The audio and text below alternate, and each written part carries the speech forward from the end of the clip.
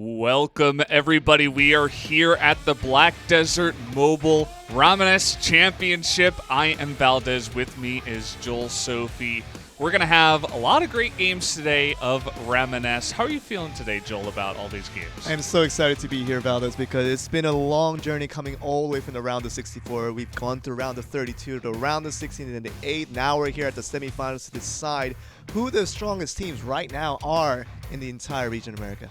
Yeah, so we are going to have the semifinals of America today. So we will do both semifinal matches and then the third, fourth place match and then eventually the finals. So we are going to be going and taking a look at that overview in just a moment, just to have you guys take a look at, which teams are here, which players from the NA region have joined us here up at the top. But first, before we do get into that, we are going to take a look at the tournament prizes and what you could win if you made it to the top of the bracket here of this championship. Yeah, this is what the players are playing for, just what the pride is in for, and that's really defined by what title you will get by the end of today's matches.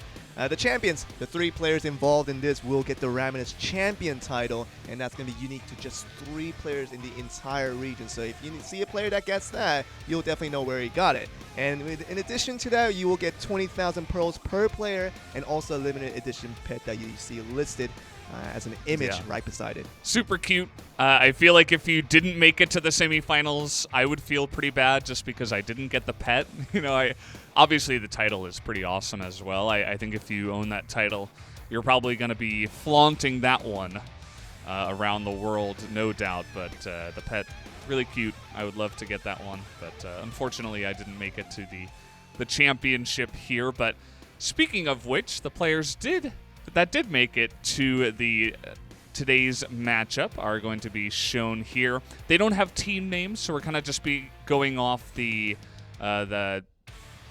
biggest players, I suppose. Yeah, from the each players that made the biggest impact throughout the tournament. It's been indicated with a marker that you can see here. And the little crown that's shown here is individually the highest CP gained by a player by the time of the research. So it could have changed a little bit over the couple of days, but as of most recently, the players indicated with a crown do have the highest CP individually within a team. And the horse marker that's right next to it is just regardless of the CP, it's the highest just performing player throughout the tournament. So these players, you can expect them once again today to make a big impact in today's games. Yeah, no doubt. And as you can see here, for the majority of the teams, the player that does have the highest CP is also kind of the key player. But for Verdane's team, if you want to call it that, up there in the top right, Arson Nate has been kind of popping off and has been the key player for that team so far. So we are going to take a look at the prize pool again, just to look at exactly what we're giving out, because I think we need a little more time just to let everybody know what's at stake here. The pros really do stack place after place, though. I mean, look at the champions getting 20,000 pearls. Runner-ups will lose 5,000 pearls per se if they don't win the championship today, but still 15,000 pearls. That's a lot of pearls to work with if you're playing Black Desert Mobile, and you can get a lot of stuff from this one.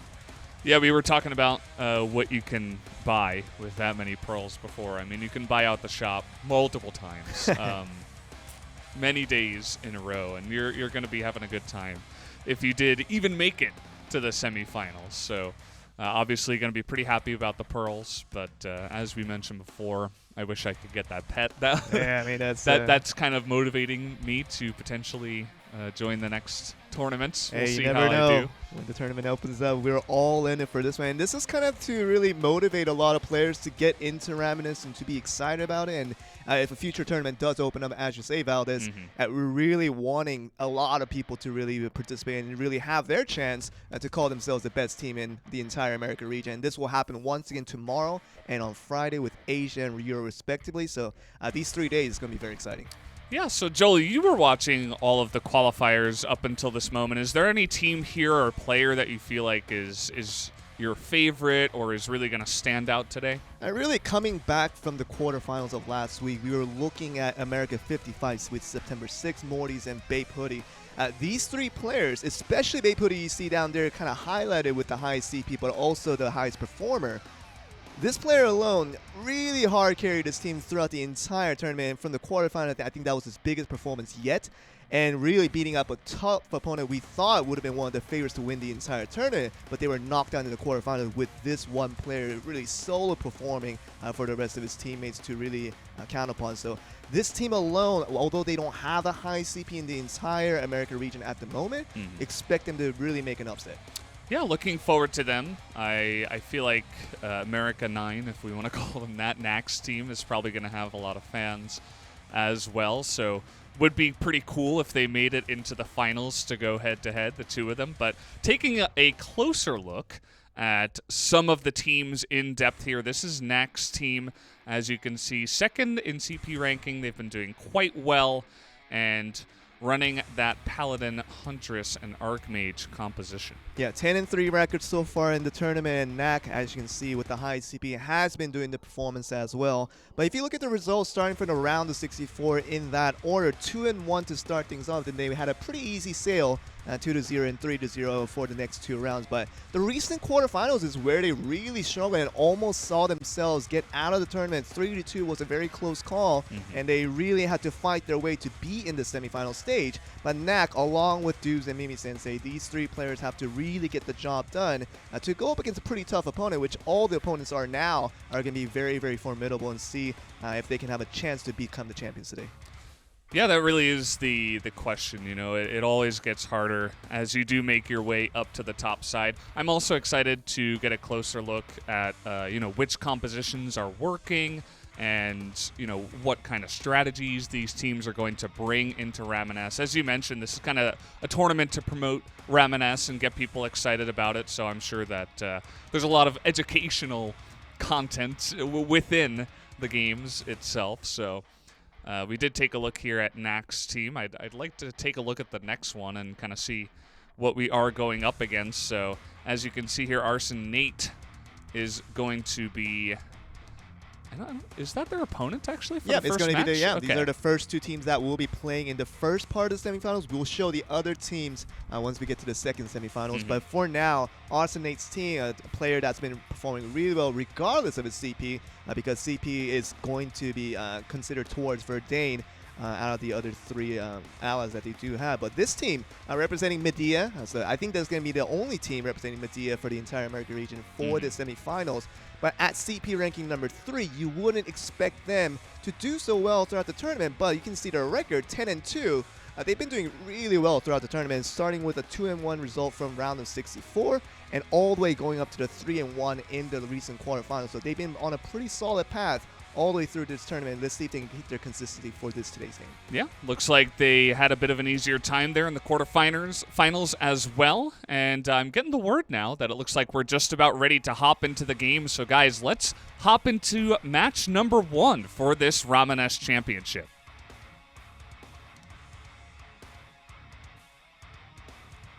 Oh, I think we need a little more time. We thought that it was ready to go, but it seems like we got a little bit of an update that we're going to be coming back to us for a bit. Yeah, I think we're just going to come back to us. And we're almost ready to go. I think the players are ready, but this being a very semifinals environment where everything is a little bit new for all of our observers and also the players kind of feeling the tension now that everything that they do in today's games will be broadcasted through the stream. It's a lot of nerve-wracking that they have to overcome here, Valdez. Yeah, it's one of those factors that you don't necessarily think about all the time, where it's like, hey, a bunch of people are going to be watching you now. It's not all secret, you know. Definitely... we'll put that extra pressure on all the players, so it really does add that extra thing of, you know, who is going to deal with that pressure a little bit better. Yeah. And we will have to see who that does end up being here. I feel like Nax team a little bit the favorite coming into this one, so it is going to be interesting to see if they can kind of be upset a little bit by Verdane's team. And this is a very interesting matchup for this first part of the semifinals because we've got the number 2 team in terms of CP, number 3 team going up against them. And while it should be a pretty middle-of-the-race kind of matchup that we'll see in the first part of the semifinals, it really comes down to where we think about CP being an ultimate factor in terms of defining whether you get the victory or not. It really hasn't been that case for the entire Ramoness tournament that we've had since the round of 64. And I think it will prove once again that some of the weaker teams in terms of CP-wise can really outskill the other team to really get those victories today and really prove once again that Ramoness is once again still a skill-based tournament. Yeah, absolutely. And I was mentioning the compositions before. We noticed that the double Huntress was coming in on the side of Verdane's team.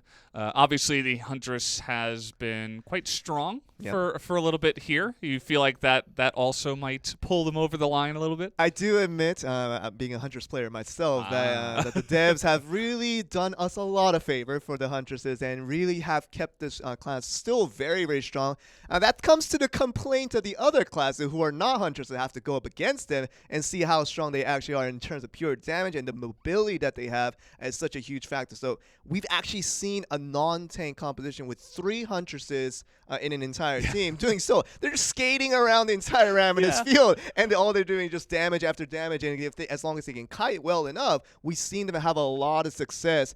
And just overall, we can just see exactly what we're to get. But today, I mean, we're not going to have 3 Huntresses for the composition-wide, but having a little bit of the Huntress factor, I think it's going to do well, in addition, of course, to the Paladin, who's been just so successful so far. Absolutely, and a lot of people liking to play Archmage as well, so we'll no doubt be seeing a bunch of that here at the same time. So I believe we're also going to take a look at another CG just a team overview. One of the teams here. So I believe that actually it is going to be Team 9 up against Team 26. Right, okay. So it will be Knack up against Ariel. That's what I was expecting at first, but then when I saw the CG, I was like, wait, what? No, it is going to be up against Ariel, as you do say. So the composition actually doesn't change much here. I believe it was actually Titan alongside the 2 Huntresses for the other team as well. So that fact will stand. Well, what doesn't stand is that currently Ariel's team is looking like the favorites to win this entire tournament. In terms of pure CP, they are the #1 CP in the entire ranking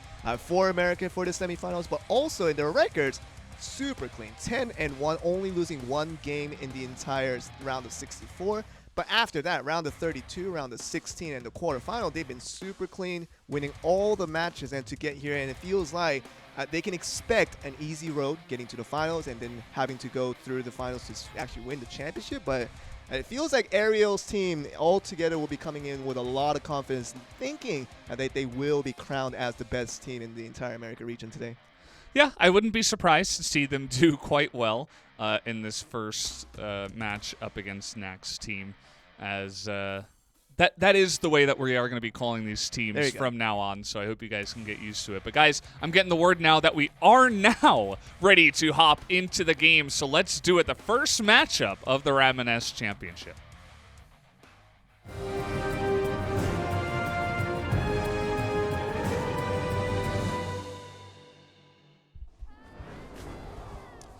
All right, here we go. The game already starting off with the 2 teams battling over here. Knack's team going to be A team, and then the B team over there will be Ariel's team. Yeah, so we're taking a look at the start of this matchup where that 9 points really gathered up by the statue. It's not going to be prioritized by either team, starting off from the sides to see who's going to get the first PK to start things off. And you can see a lot of 1-to-1 combats going on, and you can see that Ariel's now starting to get some kills off the back and starting to get those points early, already at 17 points to start things off. Getting them a pretty good lead to start things off, but it's going to be a 12-point lead, and that's about it for now. So you're going to have to keep watching on to see whether Dubit, Knack, and Mimi Sensei, the team on the other side, can make a big statement at the end. Yeah, so far this has just kind of been domination from the side of the B team, from Ariel's side, at least. Some healing finally going on to Knack's team here, so they've been able to group up, and actually now Ariel's team is on the run, trying to do that chip damage. Ariel himself being protected here on the side by his Titan. Seems like that's kind of the strategy you get with the double Huntress and the 1 Titan. but Yeah, Havoc has taken a bunch of damage so far. Altogether, it seems like the blue team with Nax team altogether just really knows the priority of what they should be going for. Just kill off Ariel, who's going to be hoarding a lot of points throughout this whole entire game. And as long as Ariel can get killed and get prioritized on, it gives a good chance for the blue team to take the win. But it seems like Lagos has already made its way onto the field, and we'll see if the teams really prioritize this maneuver to see if they can get a lot of points off of this objective. Yeah, so far from the qualifiers, we've seen different strategies. Go for the Lagos really quickly, maybe save it if you're ahead, try to deny your opponents from that kind of scenario. But as it stands in the game right now, Nax team getting ahead so far. Havoc going to go down as well. And you were talking about that focus strategy. Nobody was really even attacking Rotary Power. So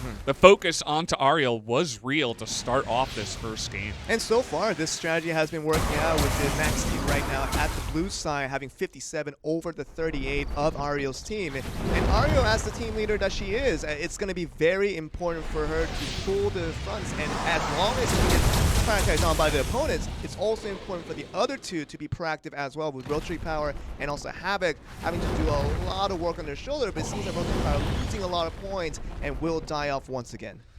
Yeah, they are getting focused down here as Mimi Sensei has gotten quite low for the A team, but has been pretty good about kiting them down and not really getting killed here. So now we're going to see both sides, and we're kind of running out of time, but stuff. A good kill there onto both Nak and Mimi Sensei means that this is an extremely close game with only 20 seconds left. Yeah, about 2-point difference that we see right now, and Area's starting to pick up speed, and Lagos will not be prioritized by either team this time around, but the Lightning does come about with Arios to see what she can do. Mimi Sensei and Dubes on the other side can get huge damage off this if you get caught. Nearly was able to pick off one of the members, Dubes, extremely low, but it is not going to matter at the end.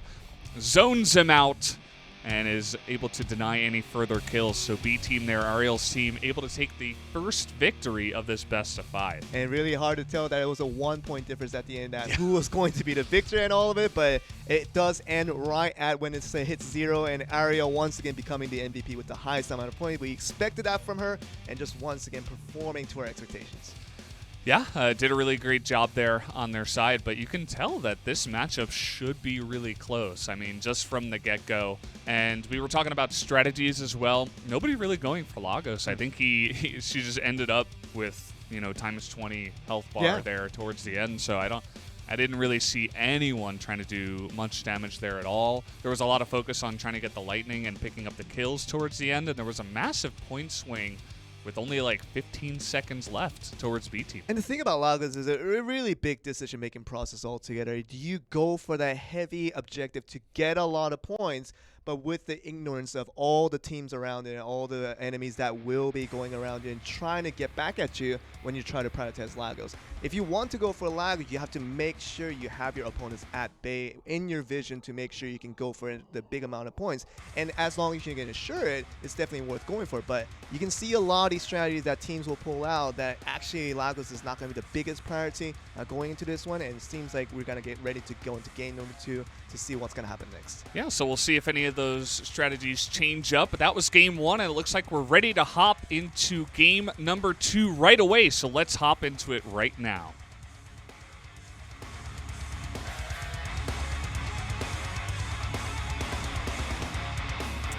And here we go. Back into the Ramoness as fight will be called, and we start right once again.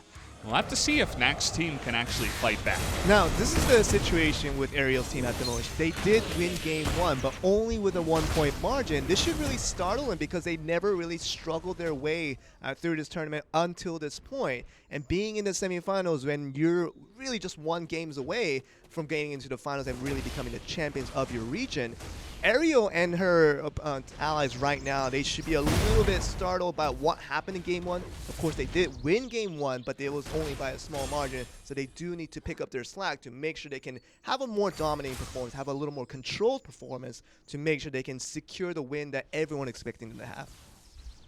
Yeah, absolutely. So first couple of kills coming out here. Rotary Power is going to be taken out, respawns now, and you could see that Havoc is really trying to get onto Knack multiple times, but you really do have to be careful about that. You don't want to get picked off, so he's kind of going in and out at the same time. Lightning going to be picked up here by Knack, is trying to burst down the enemy members. Doesn't look like he's been able to so far, but he's slowly picking up points, already up to 22. Now you can see that Mimi Sensei was disconnected for a little bit, but they did come back into the game. So fortunately, we'll get the game right back on track. Being 35-34, not much of a point difference. Definitely can overcome the little bit of time they lost with that one player being disconnected for a bit. But it seems like the blue team altogether definitely is calling the shots right now towards Aerial's team, who are looking like the favorites to win this entire tournament. It seems like they can pick up some points right now. As long as they can keep it up, we can see a game 2 going over to game 3 in the favor.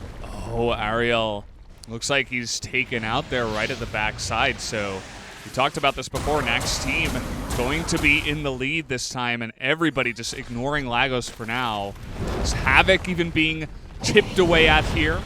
And perhaps a comeback could happen here in game number 2. With a little comfort zone that we see from that side, already having the huge amount of points over the other team. Will they go for Lagos to pretty much secure their victory with the red team really seeming having to have no control over this game already? And we'll see if this controls over to the blue team with 1 minute left over, with so many points already gained for them. Knack just really just doing so much damage, getting so many points all together, and see if this will continue all the way to the end of the game.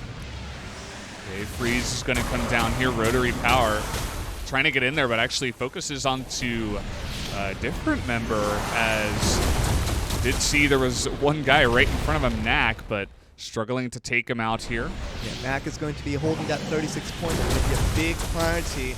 As long as he can keep himself safe throughout this entire battle, it seems like the blue team can win and get the series back to an even count. But it seems like the red team really wants to make sure they can get onto that and complete the HP, which they can get all the points. Look at this, a couple of kills onto Dubes and Mimi Sensei, and immediately the charge onto Knack, and they're going to take him out with 17 seconds. And just like that, you have a massive turnaround. There's not enough time to kill Lagos. Now it looks like the red team just going to run around and wait this one out. To go for Aerial and Rotary Power in these last few seconds, but just doesn't seem like it's going to get the job done. But the last few seconds that happened was such a heartbreaker for Knack's team. They really thought that they were going to have the victory in the bag, but that's last 15 seconds. You just can't let go of anything, because you know the turnaround can happen in an instant. Just like that. And that's what I really love about Ramoness. It's not over until it's over. And so far, we have already seen it twice in the first 2 games. That one team is able to come back from behind with a couple of kills, and it feels very decided in their minds when they're going to go. It's like an assassination, right? They're like, okay, 20 seconds left. We got to go for this now. Let's do it. And then they just collapse and pull off some kind of 3-on-2. And just like that, they're able to sneak away the victory twice in a row. I mean, that surprise factor that came in for 2 games in a row, it really did work out for Aerial's team. But will it work out for this potentially the final game with game 3? Can they secure themselves once again with an undefeated record in the semifinals to get themselves onto the finals, with Aerial's team looking so clean so far in the tournament? Can they do it once again?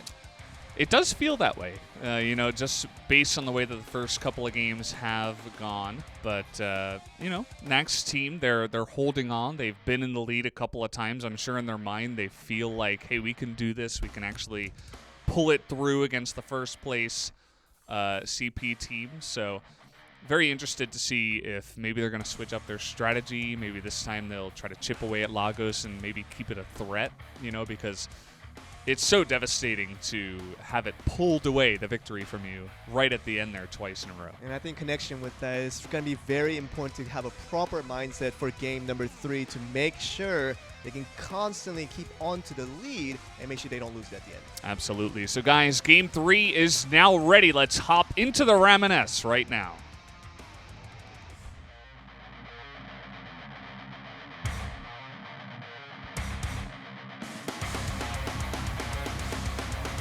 Here we go, right into the battle.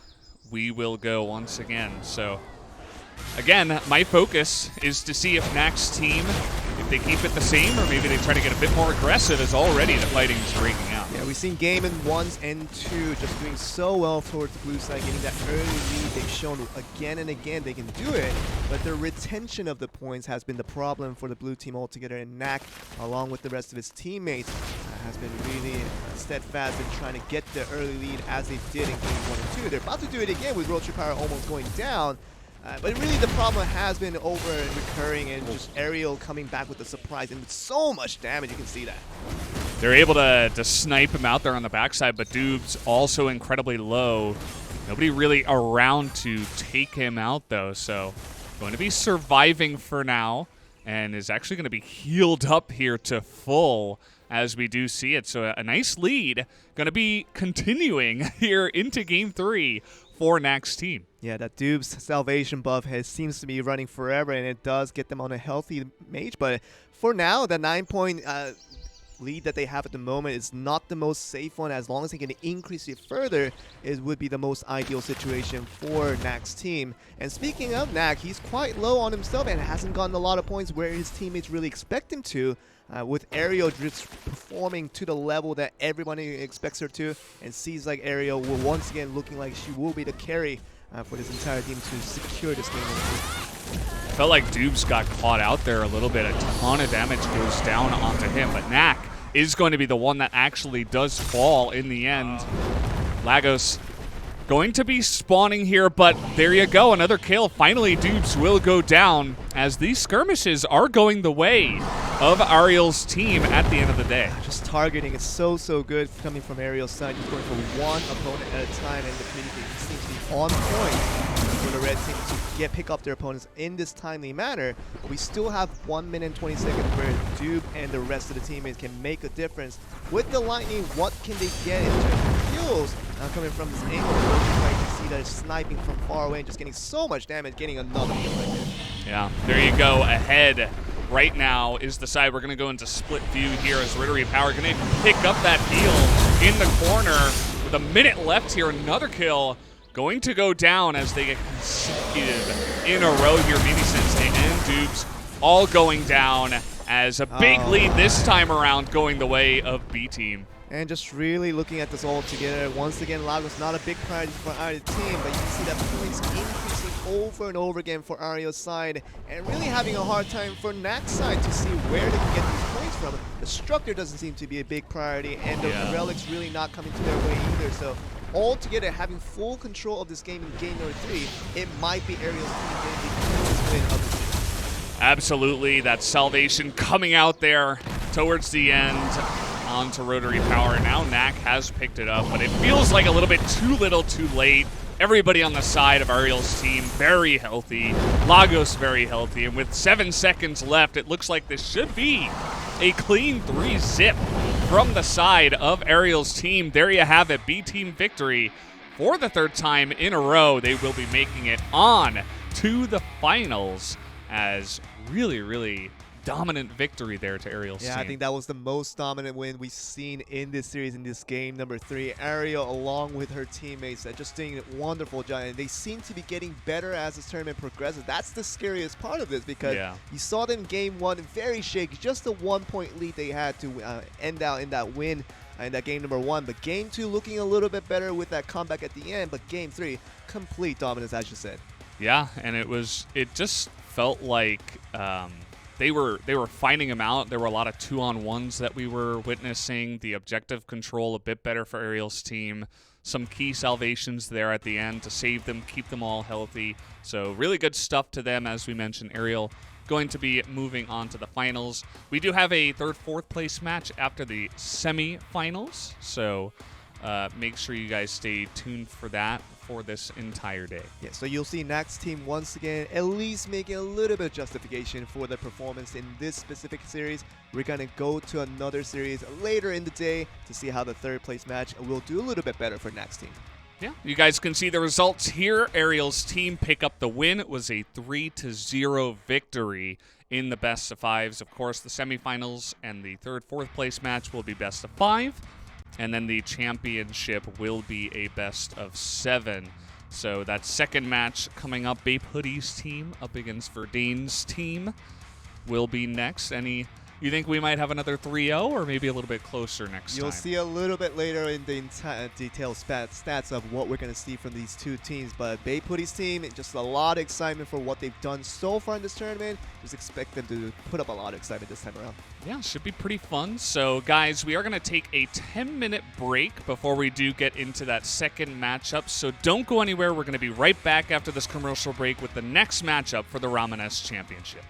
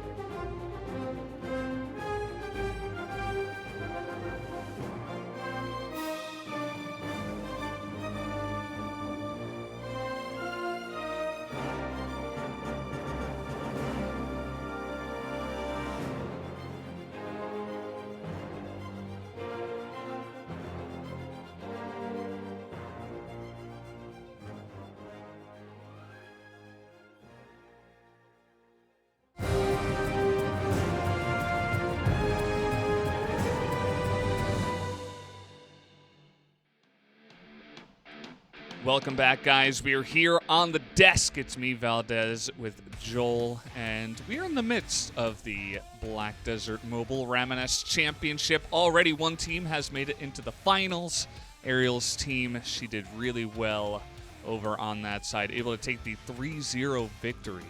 I mean, we expected a 3-0 victory from Ariel's side, as she was looking like she had the strongest team in the entire America region.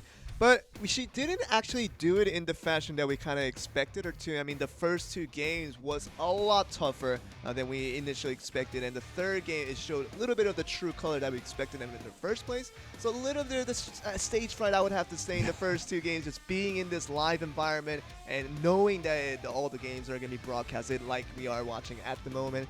But this third game should be kind of the example of what we should be expecting from this team throughout this rest of the tournament. And the only tournament that she does have left to play is the final. So which of these two teams that will be playing next will be their opponents in the next upcoming match? We're going to have to see. Yeah, perhaps just shaking off the rust, but we are going to have to see exactly which teams are here. We did see, of course, as we mentioned, Ariel's team able to take 3-0 over Nax's team there on the left side of the bracket. The right side of the bracket here, Verdane's team up against Bape Hoodie's team will be the next matchup, and we are going to take a quicker, or a deeper look, I should say, into exactly, what kind of compositions they're running. Obviously, a lot of Huntress. We saw a kind of a spoiler earlier as to what Verdane's team was going to bring along, and we are going to see that once again, double Huntress alongside the Gladiator. So pretty interesting stuff here, as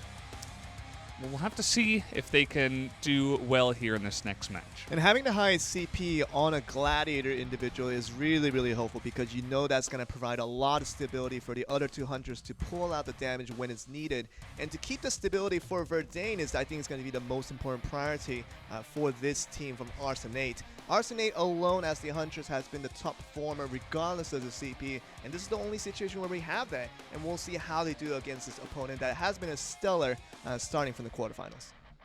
Yeah, absolutely. We are taking a look here at Bape Hoodie's team. He's going to be piloting the Huntress this time around, and another very common composition we do see here once again, just adding in the Archmage instead of a second Huntress, this time with a Paladin in the middle there. And we'll have to see if they can actually fight up against the Huntress power that we have been seeing so far in this tournament. They are at number 4 in terms of CP ranking as a team, but Bape, Hoodie, and friends, that's been the conceptual run of how they played this game so far in the Ramoness tournament.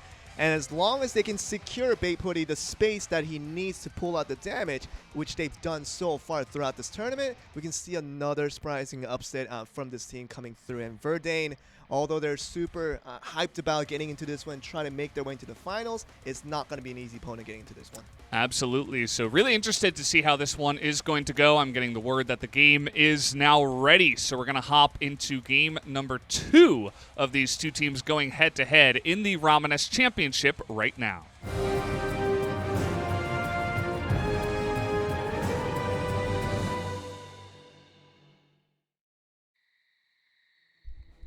And off we go once again, hopping into the Ramoness. Oh, that's a fancy wing. I didn't see that in the quarterfinals, Bape Hoodie. He's come with a new set of gear, I suppose.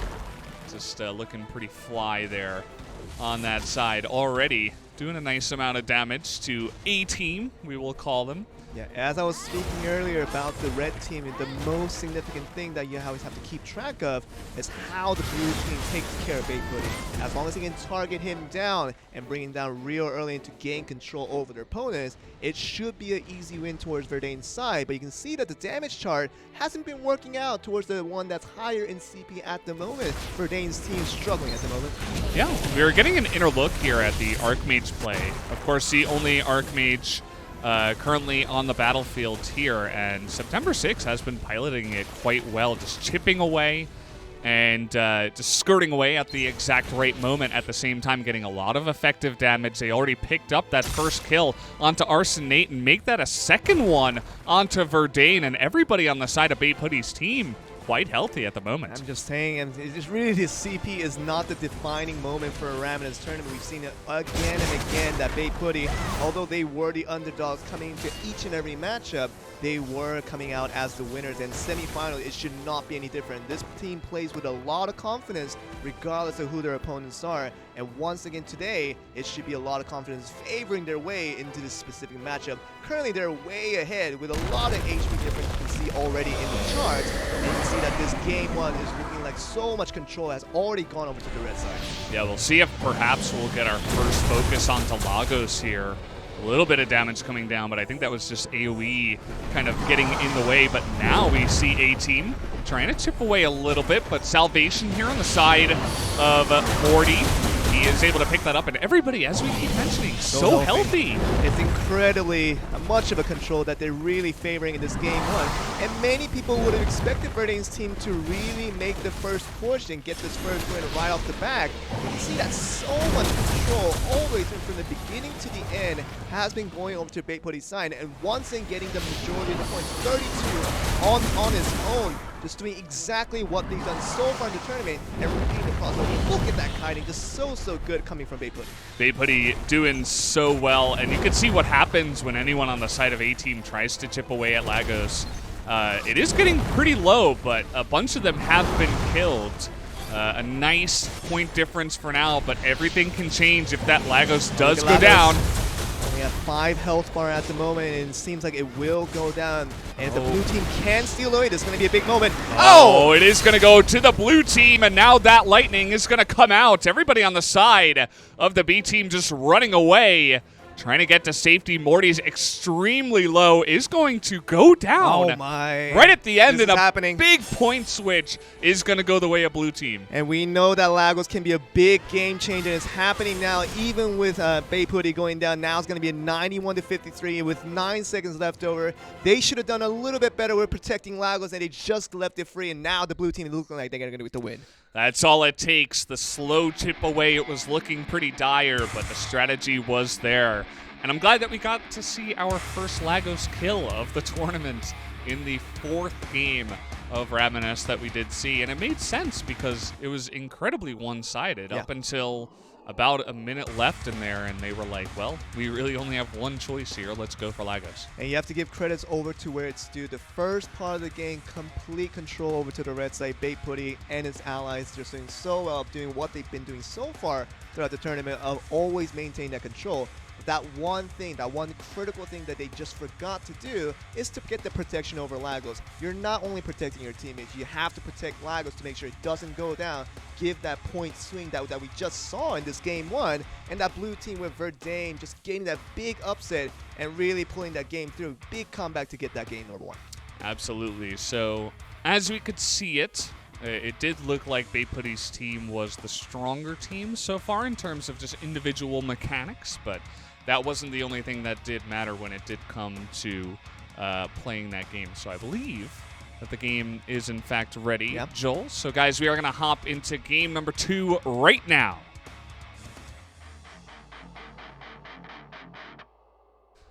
Right into this one. Once again, the Ramoness will begin. Just taking a quick look at the split screen to begin things and, you know, to see which directions they do like to go in. And whether they go for the stature or not, that's going to be the big question, Ballas. As always, are they going to go for the size and just go for the PKs for the first few points of kills?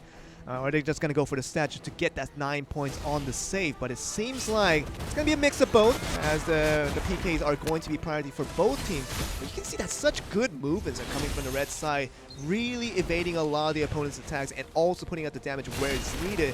This is what brought them a lot of success in game number 1. They just couldn't hold on to it with the Lagos kill that came at the later parts of the match. But this is one thing they have to do. I don't think they're going to be threatened by the first game's loss. I think they can do exactly what they did in game number 1. Just make sure to protect Lagos in the late game to make sure they can secure the big deficit that they've already seen with their opponents taken apart. So this game number 2 shouldn't be a worry for the red side of Bay Putty as long as they can do what's been done, but just to do that last part a little bit better. Yep. All the artifacts of healing have been focused down from the side of the B team here, and even Salvation going to be picked up as a slow but steady winning here is coming through from the side of BaitPutty's team, and Arsonate is getting caught out here once again. Good targeting all the way, so you can see that the other two allies of BaitPutty with September 6th and Morty's taking control CC-wise of one of the opponent, and then BaitPutty from distance, sniping from afar and just putting so much damage. You know that he can get that done. And as long as he can do this over and over again with this 13-point difference that we see, it could increase a little bit more. But as we've seen in game number 1, this is the big factor that ruined it for them. And this game number 2 should be once again a wake-up call to see exactly how they're going to protect Lagos this time around. Well, it looks like they're also tipping away at Lagos from the side. We saw BaitPutty taking some pot shots there. So far, they don't seem too scared to go for that objective. And right there, they take out 2 opponents. Verdane extremely low. Will they even consider bursting down the Lagos? Looks like no for now. They're going to take out Verdane, take out the statues on the side rather than focusing the big objective. Now, smart play for the side of BaitPutty is to just keep it as it is and to control that area where Lagos is surrounding to make sure the blue team just does not come near that objective. And BaitPutty with 31 points, with full health at the moment, just making sure they can remain control, and they should be able to win this game too without any threats. Well, we'll have to see who is going to pick off that Lagos as it is getting extremely low. Who's going to take it this time? It is going to go the way of BaitPutty's team, as now the lightning is going to come out, and if you're this far ahead and you pick up the Lagos, that's it. You're not losing. That's pretty much it, and the salvation even comes through as just like a icing on the cake, and you know what this means. With 111 points, the first 3 digits we've seen in today's matchups, and I mean, BaitPutty, you don't have to be the highest in CP to win a Ramoness game. You already seen that in game 1 where they were completely able to do that, but game 2, they just solidify it and pretty much a secure win for them this time around. Absolutely. The CP will help, but the skill will help better, as we have seen that here in a couple of games in a row. This time around, though, they are going to hold on to their lead, as game number 2 will end with a gigantic lead going the way of BaitPutty's team. And now we're all tied up 1-1, so it's actually a bit more even this time around. But at the same time, this is a worrying moment for Verdane's side. Game 1 and Game 2, both games looked exactly the same. The only thing that changed was that they didn't get Lagos to get the comeback win. Now, this becomes a situation for Verdane thinking, do their team only have to rely on Lagos to try to get a victory? Is there no way around it? Because so far, games 1 and 2 looked one-sided tremendously over to the weaker team, actually, with the lower CP. And it seems like we're telling that story once again, that skills played such a big part in Ramoness, and BaitPutty, surprise factor throughout the entire tournament. They're seemingly doing it again. Absolutely. They are the big dark horse of the semifinals for sure. You go in and you probably look at the 4th place CP and you type a Keck W in the chat and you're thinking, okay, this is really funny. They're going to get demolished. Exactly. And, well, it's not really the case. So I'm really excited to see what they can do here, and if perhaps Verdane's team can pull it back in terms of how the games are going. So, guys, looks like we're ready to jump into game number 3 of the second match. Let's do it right now.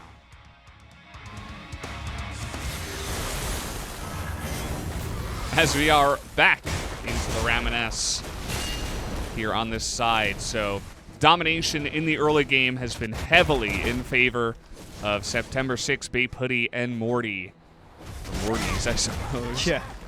But this has to be a really much of a moment where a statement has to be made by Verdane's side that the early game should not automatically be in the place of BaitPutty's team. You see that the enhancement buff has already been going into BaitPutty. He's making the best use out of it.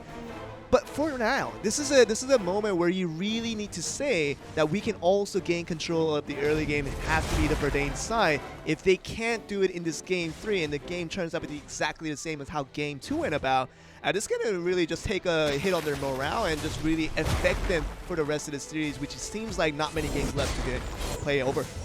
Yeah, for sure, as at least it looks like salvation or some healing was picked up on the side of the blue team to get Arsonate back, but now he's being chipped out again as he's just been hounded on this side by Morty's. I mean, Morty's on this Paladin. It just looks unmanageable for the side of the A team for Verdane. She is just all over them. I mean, just theoretically, it's such an easy formula, right? Paladin getting all the CCs in the world, and Bae Putty from distance has the infinite range with the 100, just gets so much damage in. And it's been working out for them throughout the entire tournament. And once again, with this games 1 and 2, Bae Putty, if he gets control over this game, gets a lot of points, he will only get stronger. And it feels like the confidence factor is playing such a big role, and it can do that once again in this matchup. Absolutely. So Verdane was getting pretty low, but is able to pick up some healing there on the backside.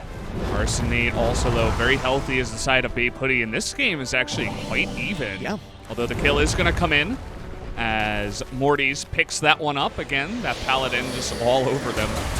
And Lagos taking a little bit of damage there, but so far you can see that the side of Bae Putty's team are just trying to focus down the enemies as they chip away one by one at their characters. Yeah, you can see that Verdane has the lightning buff at the moment. What can he do with it? He's getting close to the red side, trying to get some damage in, but all the enemies on the other side do evade majority of that damage, though.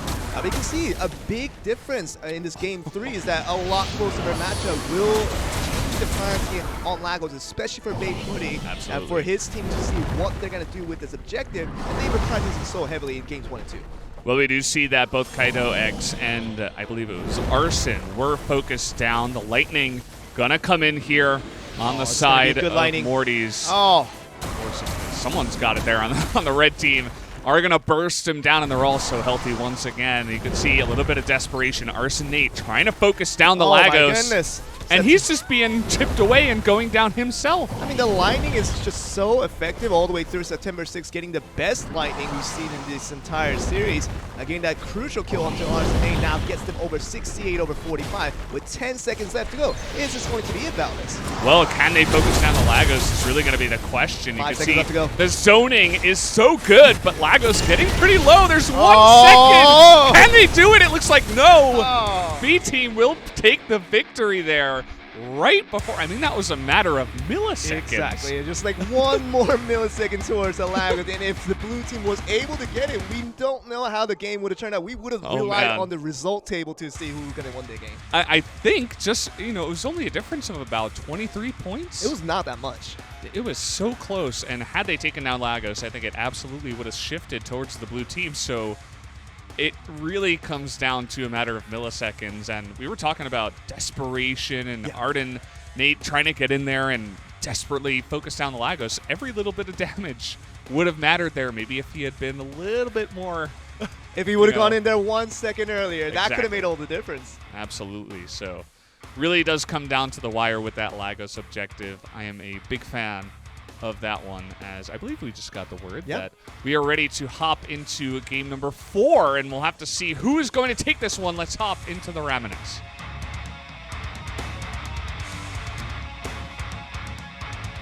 Here we go.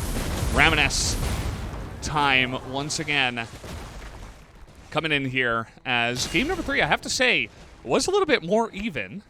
At least in terms of the points. And it was very exciting for the early game, which was a lot more even, just only separated by a couple of single digits, and that was about it. But really that mid-game, getting that few lightning crucial damage, we saw a lightning opportunity from the blue side. They didn't take much from it, but the red side, those 2 lightnings killing 1 player each with a very high amount of points really shifted in their favor. And once again, Lagos seemed to be a priority, but it did not make a changing factor for the blue side in game number 3. So once again, this is a thing I have to stress over and over again. The blue team cannot rely on Lagos to secure their victory. They have to show somewhat of a controlling performance from the early game to the mid game. They've shown a little bit better in the early game in the last round, but this next round, which could be their last game if they do lose out, they have to show a much better performance. Yeah, absolutely. I mean, it comes down to consistency, right? If you're consistently ahead, then, Lagos will...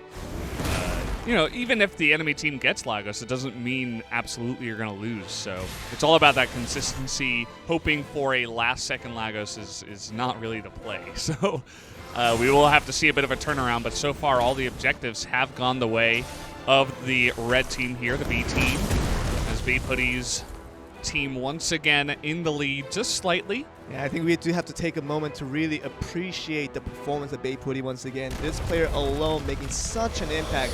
And you know, you're talking about that little costume on that wings coming with this game. I mean, he's dressed it to kill today, Valdez. He's so coming in and just putting so much damage. Look at that, Dave. You got to be careful. I mean, you can't get separated like that. He goes in, gets CC'd down, and he goes down.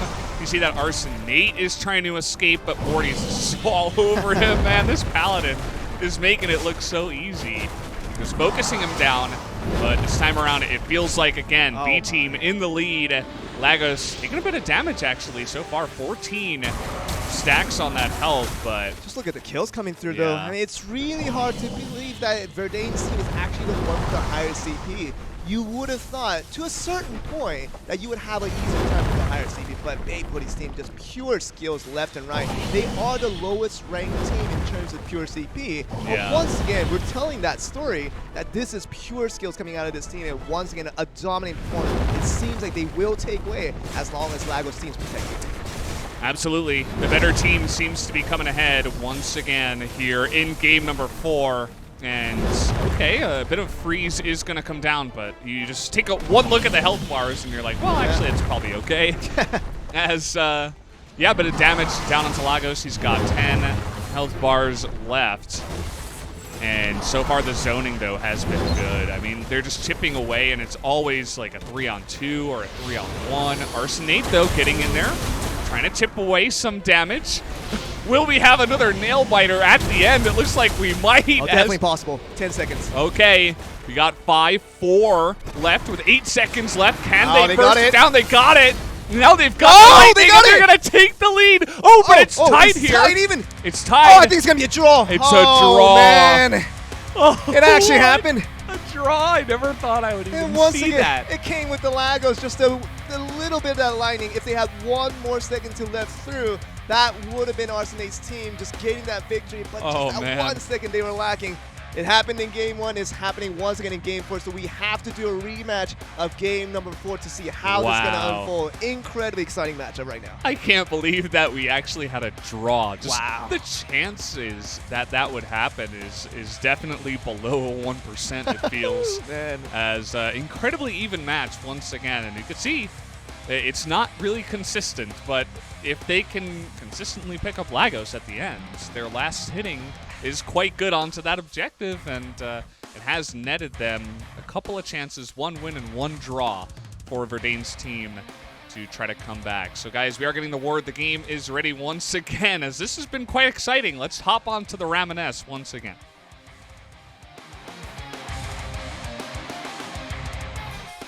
Here we go.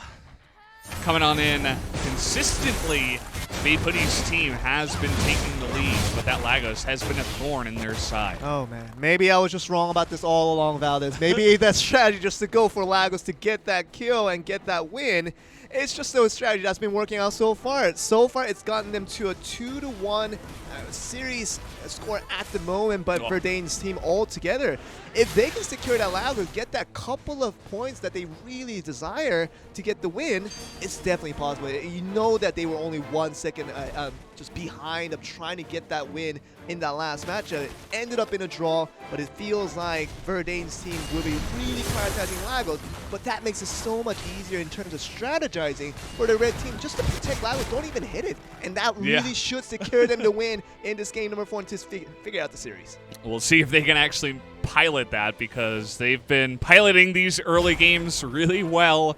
It's been isolation and domination from the side of the B team. They find one member, they take him out, they CC him down with the Paladin. The Huntresses are right behind, well, the Huntress and the Archmage. I should mention, September 6th is actually doing quite a nice amount of damage. If you ever see him on the screen, he's actually been quite the key player as well, just to do that damage from behind. And once again, it's just like Verdane's team kind of running around like chickens with their heads cut off as they're being just cut off. Stops chasing.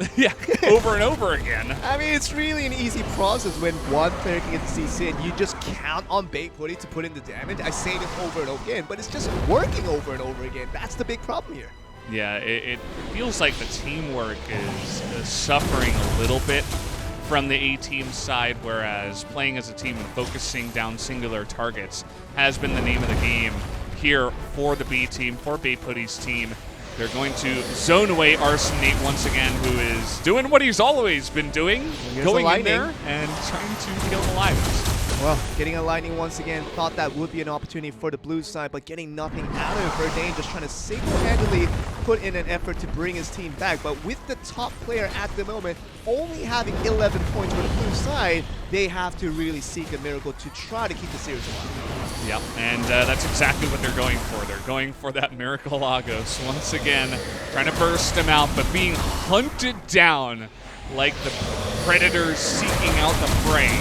That is the name for B team over A team. That's what they've been doing. Arsonate trying to get in there, but the zoning looks a bit more effective this time around. This is looking a lot better than the first 3 games we've seen from the red side. Not really chipping down Lagos as they did in the first 3. And this lightning that's coming in here should really further the damage and get the increase of points that they're really needing. In these last 25 seconds, it doesn't seem like it's going to be enough time for the blue team to try get it. Arsonate was in the back there with barely any health. He chipped down 3 health bars of the Lagos, but with 13 seconds left. I think that's going to be it. Are they going to do it? They're trying to burst it down. Kaito X Verdane is getting in there, and they've got a lot of health too. They're they got it! They got it again! The one point but it's not enough time. 1 point, and that's going to do it. B team will win. Down to the wire once again, but Lagos cannot pull the victory for Verdane's team. And that's it. That's the 3-1 victory. I mean, I would have to say it was well-deserved for the red team to actually get through it. They were the dominating, no question about it whatsoever. For sure. But in terms of pure results, it's really an unfortunate event that 1 second every single game, starting from game 1 and to this game 4 of the rematch to get this last match of the series. Just that 1 second that Verdane's team needed to try to make a difference. They definitely could have got the extra points. It's right off of getting off Lagos in. Just couldn't get that extra time to really try to get that 1 extra point. That would have been a really big turnaround, I would have to say. Yeah, so we are going to take a look at the result that we did just see in the entire bracket. And just to give you guys another overseeing of exactly where we're at now in this Ramoness Championship for the NA region. Of course, Ariel did win earlier on with a decisive 3-0 over Nax's team. And then it was a very exciting second semifinal here. I think it was also decisive in a bit different of a way, though. Very different way that I would have to dare to say, look at this. I mean, this matchup would have thought that the higher CP from Verdane's side would have told the story, but Babe Hoodie, with his skills shown over and over again, showing to the live audience right now that his team is a team to look out for, because even with Ariel, the #1 CP ranking in this tournament compared to #4, it feels like Babe Hoodie's team still has a decent chance just because of their pure skills. Yeah, absolutely. So we are going to actually get to see Paladin up against Paladin, I believe. I think it should be the... Or actually, do we? That might have been Nax's team, actually, that had the Paladin. We'll get there. Forgetting. We are going to get there. We'll get there. We are going to get there, guys. So, guys, we are going to go to a quick commercial break. Before we do get to the finals, we are going to have that 3rd and 4th place match. That will be coming up after this 10-minute break, so don't go anywhere. We'll be right back.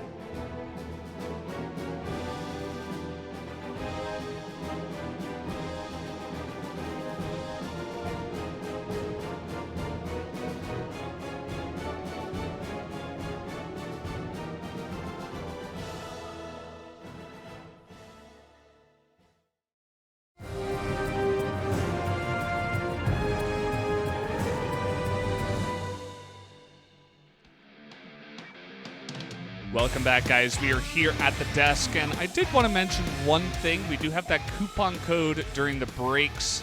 I believe it is Ramo America Final or something like that. Yeah. Wait until the next break. I'm not 100% sure if that's it. You can just go to the website, of course, and input that code for some nice rewards. So make sure you guys all do that to make sure you're getting the value out of that coupon code. That's why we put it there. But now that we've mentioned that, just wanted to make sure everybody knew where to go. Just a bit of freebies. Yeah, just some freebies. Hopefully some pets. I'm a big fan of the well, pets. we can't promise any rewards. No, I say a bit of freebies. Freebies, maybe not rewards. Well, you never know. I don't know. I actually don't know what's in the coupon code. You know, as the GM of this game, I just can't make false promises. True. They hold it against me every time I do it, and I just can't do it. Okay, so I will make the mistakes, and you can correct me because right. I'm a freelancer, I suppose. But either way, guys, we do have the third place match coming up here to decide who will be third and who will be fourth between these two teams that did unfortunately fall down in the semifinals, but they still have something to fight for, some extra pearls if you do make it into the victory here for the third place match. Yeah, I would have to say Nack's team altogether was a little bit disappointing in how they really battled against their opponents with the Aerials team in the first match. Did really, really well. Just a couple of point difference to decide that matchup, but games 2 and 3 looked much weaker for them. So I really need them to really cover back and see what they can provide in this third place match, because it's going to be an important matchup altogether. But on the other side, Arsenate was supposed to be the top player, regardless of the CP, was supposed to perform in the last matchup, but just didn't perform as much as we needed him to in the semifinals. Let's see if he can pick up his slack once again. Yeah, he really wasn't able to do much, and it did kind of look like there was a lack of communication there for the side of that team. So it'll be interesting to see if they can pull it together and try to do better here in the third place match. So I'm getting the word now that the game is ready to go, so let's hop into the third place match right now.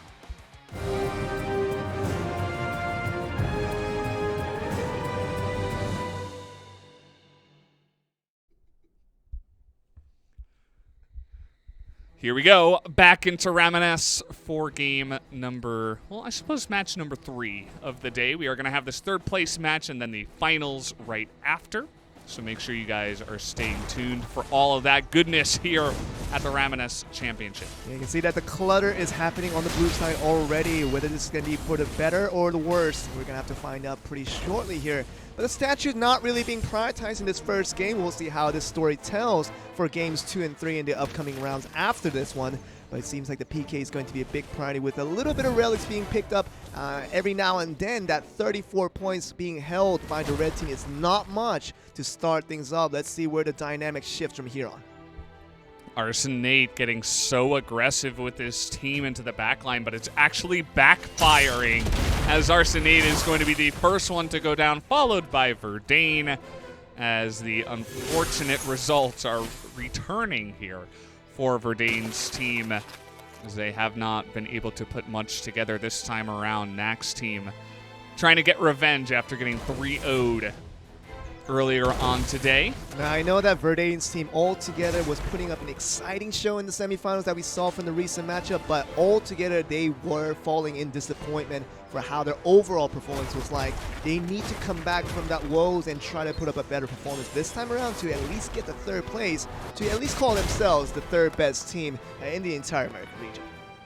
Absolutely. So it's a matter of pride. It's a matter of extra pearls. Everybody's going to be fighting extremely hard here in the third place match, as Lagos, hello again, our old friend, is going to spawn there in the center of the map, as Nack, he's really getting to work on those objectives, trying to take out whatever he can and build up the points for his team alongside of those kills. Yeah, we know that for Nack's team, Lagos has never been a big side of interest for this specific side in the semifinals as we've seen them. So being ahead, I don't think they're going to go heavily on Lagos. And if they do see Arsenate and Verdane's team go for Lagos as aggressively as they are, it will be a good chance for them to go on the aggressive and get some kills, easy kills off them, which we see already are doing and getting a couple more points that way. That's exactly what's happening. It feels like we're watching the second semifinals again, except it's a little bit less dominant early on, I suppose. But either way, it's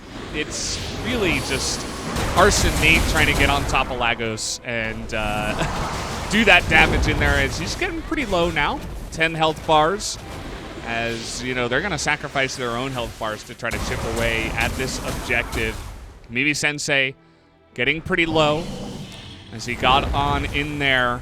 But Lagos now could be anyone's objective from here. Arsenate, Verdane, all going to group on in there, try to take this one out. Yeah, with 30 seconds left to go, if they can get Lagos and get the kill on Nack, which has the huge bounty of 43 points, that could be the changer right there. But they do get it, and can they get Nack? This could be a huge shift in points, Valdez. That was the shift they were looking for. Nack on the run here. So slippery on the Huntress, but they're chasing him down, and they are going to pick up that kill at the end. And so Lagos, this time around, a little bit more decisively taken earlier on. They're able to net a bunch of kills.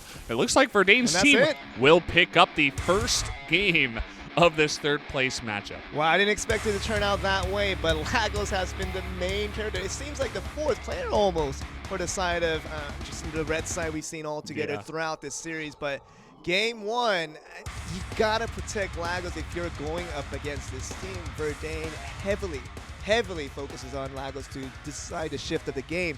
And once again, we told the typical story of getting Lagos, getting the lightning buff, and getting to the highest bounty that we saw on the other side, which was Knack at that point, having 40+ points on his own.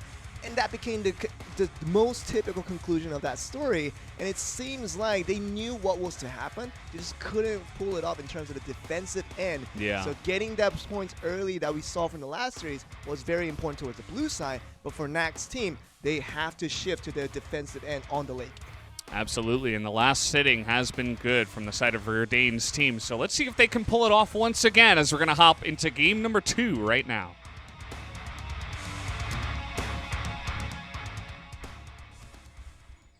And here we do go back into the Ramoness once again, as you have to say that the last hitting has been quite clean from the side of Arsene, Nate, Verdane, and Kaito X.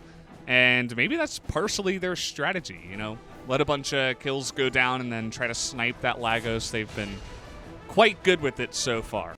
I mean, if it ain't broke, don't fix it, right? I mean, that's what's happening here with this strategy that's been coming repeatedly back and forth.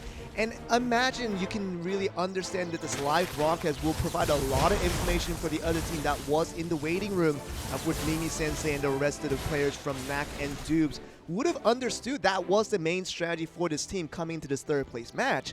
Now, just defensively wise, it just didn't work out in this late game. Getting the Lagos and losing Knack in that crucial situation was pretty much what decided the game in this game number 1. And still, hard to believe that Knack's team still has not gotten one win in today's matches altogether.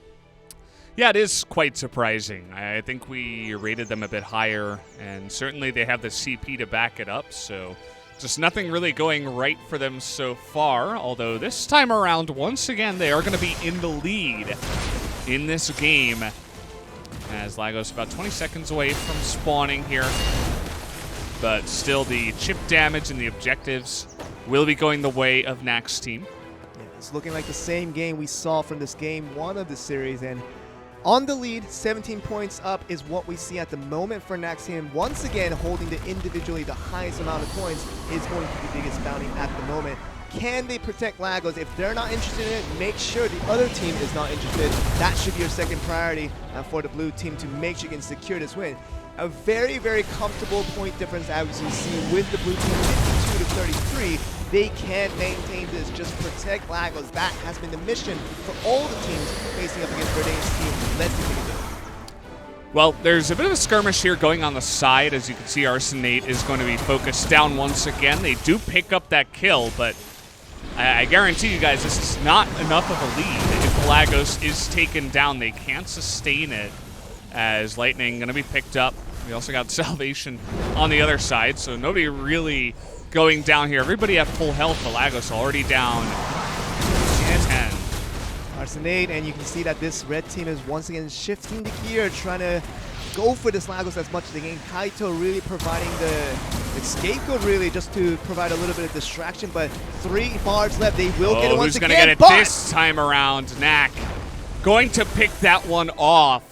And you can see that Verdane's team really now in a pretty sufferable position, as a couple of them will be going down to the Lightning. We do have 30 seconds left, but they're going to have to take down a bunch of the high point players on the side of this blue team right now, but they're all kind of running away. As I mentioned that, though, Dubes running straight into the fire, looking for more kills as he picks up another one. Well, the moment we see a 3-digit just point gain by one team, it usually tells the end of the story, but Dubes very, very low with 53 points on his gain, and that could be dangerous for 5 more seconds that he has to survive here. Yeah, it looks like he should be able to. Dubes just going to hang around there in the corner. 18 victory going to come in this time around. So, bit even. Next team able to come back there. They secure the Lagos. First win for them. There you go. Finally, they got one win here in this best-of-5 format. So it's got to feel good that they kind of shook off the rust and they got that thing off their back that was kind of hounding them where they didn't have that win. So really did come down to the Lagos that time. I mean, there was a nice lead for the side of Knack's team, but it wasn't decisive, not really even like game 1. And so everybody at the end was just focusing down the Lagos and saying, we got to get this objective. And we know that Verdane's team strategy of Lagos or nothing, that strategy just did not work in this round. It turned out to be nothing because they just lost everything, and once they lost Lagos, they didn't have the lead to start things off, and once the deficit was just so large, there was no coming back from there. Absolutely. So it's all tied up 1-1 for now, but it looks like game number 3 is ready for this third place match, so let's hop into the Ramoness right now.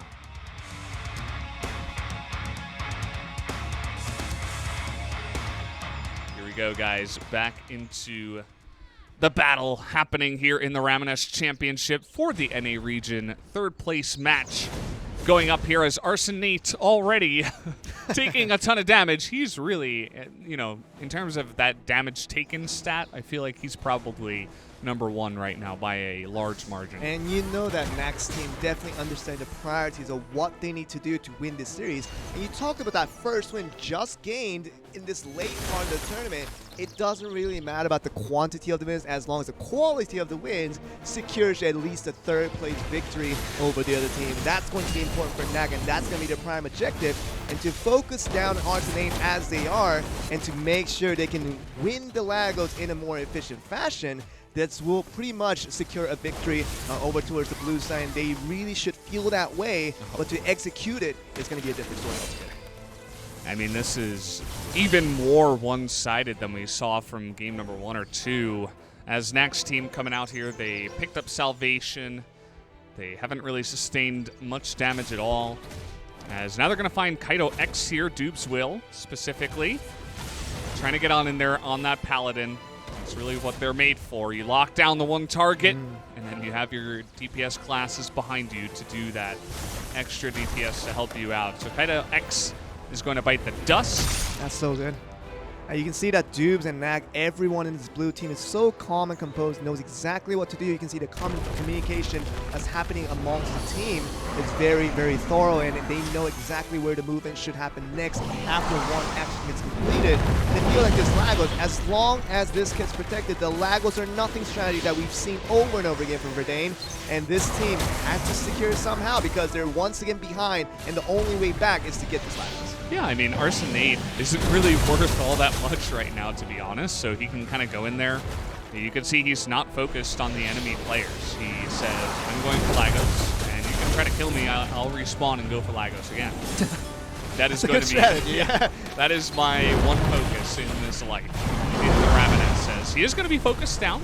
They're going to deny that, as I feel like NAC's team is getting much better at defending this Lagos as the games do come along. Well, I mean, the point difference is only getting bigger by the time, and Dubes getting 19 and NAC even higher than that, means Sensei providing his role as exactly what that needs to be done. I mean, this team looks so safe right now to get their second win in the tournament, but a very important second win. And just going for the Lagos and no protection, where's the blue team all along? Oh, they were all grouping up. They had a lot of health. I'm not really sure.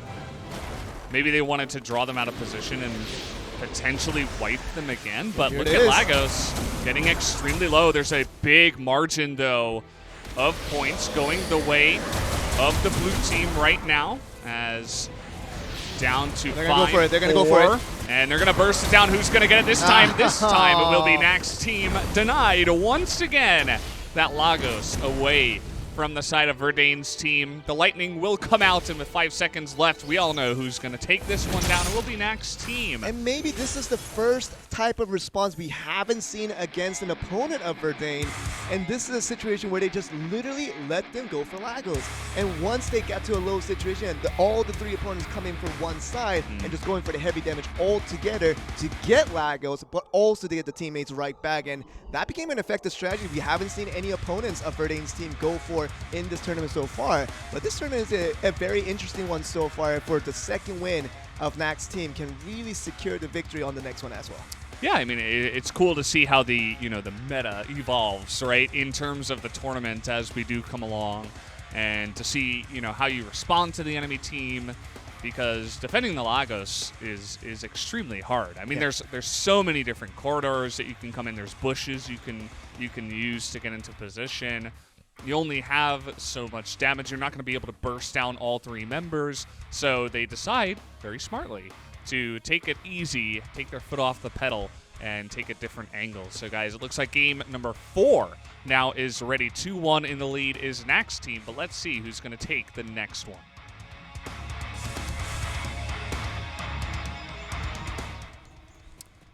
Coming on in here once again into the Ramoness. They are bullying Arsenate on the left side of your screen. You can see that, and now it's full screen as we are following Arsenate. Now this is almost becoming textbook Valdez in terms of what the step 1 is when you're going up against Verdane's team. Just get Arsenate down, and you're pretty much set to go for the rest of the game. And once again, they get that kill, get that 36-27 advantage that they do have at the moment. And Dubes, once again, playing so calm and composed. For me, this is the MVP of this series so far. Dubes, as the Paladin, just doing so well, securing the position that they have region-wise of what they have in their area maps. But at the same time, just putting a lot of security over to the other 2 players, for Mimi Sensei and for Nack, to put in the damage, to be a little bit more flexible on what they want to do. And providing all that foundation is Dube at the moment, and just doing so well. Just going to be so much an advantage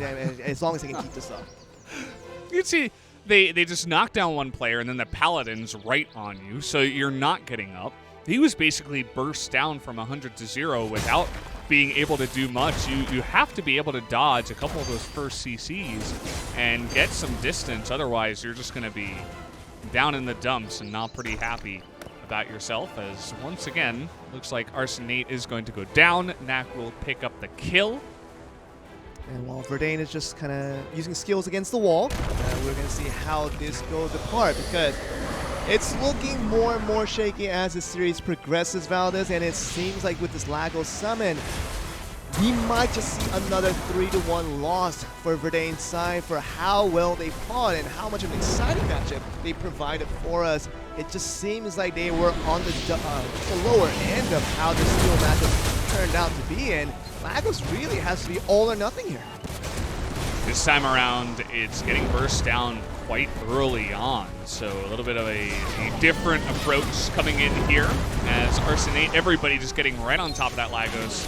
We got over a minute left, and there is quite a sizable lead here, as a lot of points are being just given over to the side of Nack's team in desperation at taking down some of those objectives. Nack going to be able to get over here and heal up his team, but the Lagos is going to be focused down here, and it does go the way of the red team, but you can see it's 48 points. Yeah, there's really not that many points, so if they can avoid the lightning, it's extremely early on in this game that the Lagos is not going to be as pivotal as we have seen in the past. Well, 80-51, now 83-51. What else do they have to come back in this game? They haven't been showing a lot of PKs to really get the points where they need it. Without Lagos, with these last 30 seconds left to go, they're just kind of lost in the woods here. Yeah, it kind of feels like the earlier 2 minutes of the game where, you know, they're kind of just being hunted down once again. And that's exactly what's going to happen. They find Kaido X, they're going to take him out, and they achieve 100 points. And that should be the end of this third place match. No way for the comeback to come back here. As you can see, down it will go. 2 seconds man. left. Mac just doing somersault all day long for the last 5 seconds. And that's the end of the story, Valdez. Yeah, there you have it. The 3-1 victory is going to go the way of Nack's team, as they do pick that one up in the third place match. So gotta hand it to them. They absolutely were the better team in this matchup. I feel like it was quite obvious, especially even compared to any other games that we've seen today, that Nack's team is in fact quite good. And now that makes you wonder, what does that mean about Ariel's team if they were able to 3-0 Nack's team? Oh, I mean, we knew Ariel's team was the strongest team coming into this one.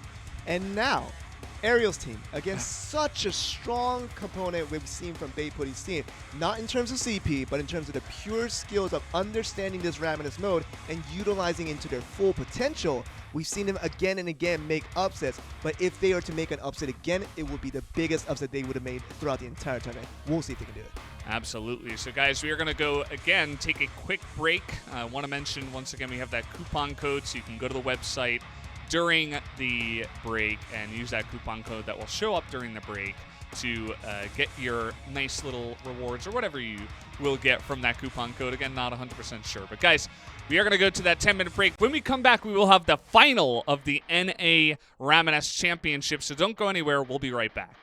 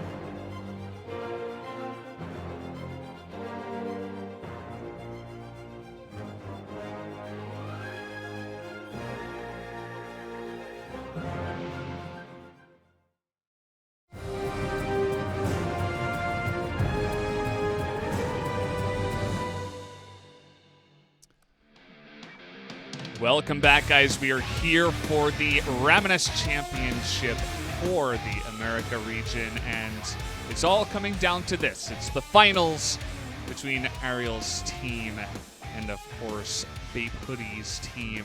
So, gonna be pretty interesting here. It's number 1 CP up against number 4, but Bape Hoodie's team has shown that they don't really care about CP. They're gonna win regardless. I'm starting to get very, very worried, but very excited at the same time because I feel like the story has already been told and the conclusion is already there. Ariel's team just has so much CP over the opponent that it's just going to be easy road. It's going to get 4-0 because it's going to be a best of 7. Yeah. And just get out of here. I thought that would be the story, but something within me tells me that Bape Hoodie's team can make somewhat of an upset, take 1 game away from them, maybe take 2 games away from them, and see something that we haven't really expected them to do. Yeah, I mean, if they can take any games against them, then really anything is possible. So we're going to take a look at the matchup that we do have for the finals. As we did mention it before, it is going to be, of course, Ariel's team.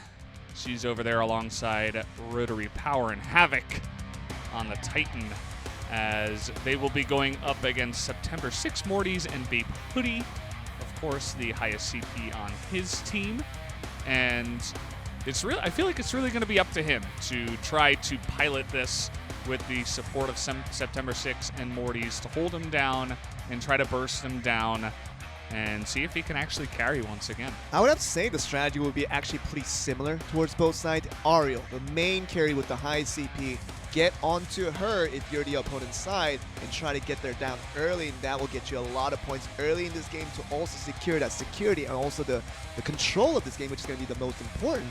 But at the other side, you were talking about Bape Hoodie, if the other team can get in control of him, that's going to be the end of the story. Absolutely, and we all know what the targets are in that sense, and you have to imagine that the teams also know, and they will be ready. So I believe that we did get the word that we are just about ready to hop into this finals. So game number 1 of the Ramoness Championship final is going to come in right now. Let's hop into it.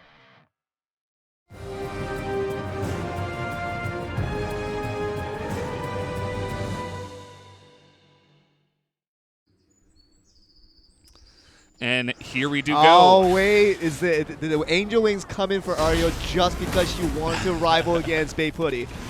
It kind of feels like that. It's the Angel Wing versus the Devil Wings, Valdez.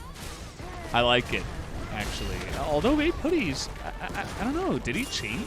No, it's the same red wings that we saw, from the semifinals. Oh, it is, yeah. Looks just as good. Yeah, just kind of the colors were different because he was casting abilities. But either way, so far, it has been a lot of focusing down of some of those weaker members on the side of Bape Hoodie's team, but Bape Hoodie himself able to target down Rotary Power, get a kill back. Look at that damage onto Ariel, though. Absolutely. He has to be the carry, and I believe that he knows that, and he's been doing quite well so far. Yeah, both teams understand their roles very, very well. Ariel needs to stay protected. She's very wide out in the open, and Bape Hoodie just gets the in-your-face damage onto Ariel, and she still has a high amount of HP left with the DP that she does have innately, but she's not going to stay alive for too long here. The damage coming in very nicely. Can she do the kiting? He's trying to up against Morty's on the Paladin. Goodness me, what damage! There you go. That damage is just insane. Oh my. Obviously much stronger than Morty's as a character, but they're just not able to knock him down, and you have to wonder, where was Bape Hoodie you know, where was he to help out and try to do the damage? Well, he's going to pick up the lightning, and now we'll pick up a couple of kills. September 6 helping out with 1 kill himself, so very back and forth so far is this match. 47-28 with less than 2 minutes left to go. Bay Putty still on the lead in terms of points. Ariel falling down to second after Rotary Power just gets a little bit ahead of her, but 10 points is not what Ariel wants to see on top of Ariel. She has to be the main carry for this entire team. She's shown good moments in the early game, but falling down in that mid game just going to be such a crucial point altogether, and see what this is going to be leading to in the result of it all. Okay, September 6 is going to be hunted down by Havoc here on the bottom side of our screens. He's going to pick that one up. He's still relatively healthy. And once again, we come back here and it's very even. Nobody really going for the Lagos here. As Lightning picked up by Morty's. Trying to burst down Havoc and saves Bay Putty at the same time. Although Bay Putty himself is going to get Lightning down. It's so close, Valdez. 48-45. We don't know the turnout on this one, but Rotary Power going down will make a huge difference, Valdez. Absolutely. As 48-45, it is just ticking them up as they pick up some objectives. Ariel going to get that amplification, but can she actually pick up any kills after that? Is the real question. It's 51-50. It's so close right now. Bay Putty so important here. Can he get the damage? He needs to cover the distance, but his teammates not providing enough for him right now. Rotary Power actually gets taken out by Bay Putty amongst the chaos. As they're really trying to hunt him down, but they can't quite do it. That's really the damage that they need, as Lagos is not taking any damage. Just gonna survive until the end. The Lightning, can it get anyone here? Is the question. They can't get Havoc. It looks like they will get it with 1 second left to go. And we thought that this is something that we've come to. The number 4 team in terms of CP beating out the number 1 team. And I'm telling you, the strategizing, the positioning, and the pure mechanics of the attack and dodge. It's the simple mechanics we all know, but it works out so well in Ramoness, and it feels like, even with Ariel looking like her team, the strongest team by far of the entire tournament in America, just gets defeated in game 1. Yeah, it actually turns out that this team, Bay Putty's team, is unbelievably good. Talented. Yeah, talented, skilled, whatever you want to call it. These guys, they don't rely on their CP or anything like that. And Bay Putty, you know, you had him marked there as the king and the knight, right? Which means he's got the highest CP, but he's also the key player. And certainly we did see that come to fruition here in game number 1. He was sniping people left and right, and he survived in so many dangerous spots at the same time. And when that same marking is onto Ariel, you have to understand that she has to do exactly the same thing that Bay Putty has done in game 1, but she's falling down to number 2, number 3 in damage chart, and that's not what you want. Yeah, it's not what you want. So guys, we're going to hop into this game as it has started already. Coming in here, the Angel up against the Devil. The Devil was able to take game number 1. Very much. Now, Bay Putty, it's just so well done. He's been so consistent throughout the entire tournament, from the round of 64 all the way to this point in the grand finals of America. And we're looking at this now. Bay Putty, he's kind of distracted a little bit by Havoc, but still covering that distance to make sure he can kite through. And look at that dodge. Just wonderful footwork. And that makes Bay Putty such an advantageous player against any other players coming through. You can see the damage he did to Havoc. I like what Havoc did, actually. He wasted a lot of Bay Putty's time, but he still survived. So he's going to be holding back for now. Oh, it is. Bay Putty getting low. Yeah, he gets extremely low. A bunch of CC coming out from Havoc, but it looks like Morty's, very nice, with the help of Bay Putty, able to sneak around there, pick it up. But now a bunch of healing coming out with the salvations on the side of Rotary Power. You got double salvation, but all your teammates are full health. A little bit of a waste, I would have to say. Unfortunate timing on that one. Yep, absolutely. Just feeling very healthy, I suppose. And now the focus here on the left onto Ariel. You mentioned she has to be a key player for her team and get those eliminations. As, September 6 and Bay Putty both going to go down. Okay. 49-28, yeah, and this is going to be an important point. Can they roll with this? Ariel back on top once again with 26 points in her bag, and she has to maintain this and try to control this, snowball it through for more dominance that she has really wanted out of that game one that she didn't get.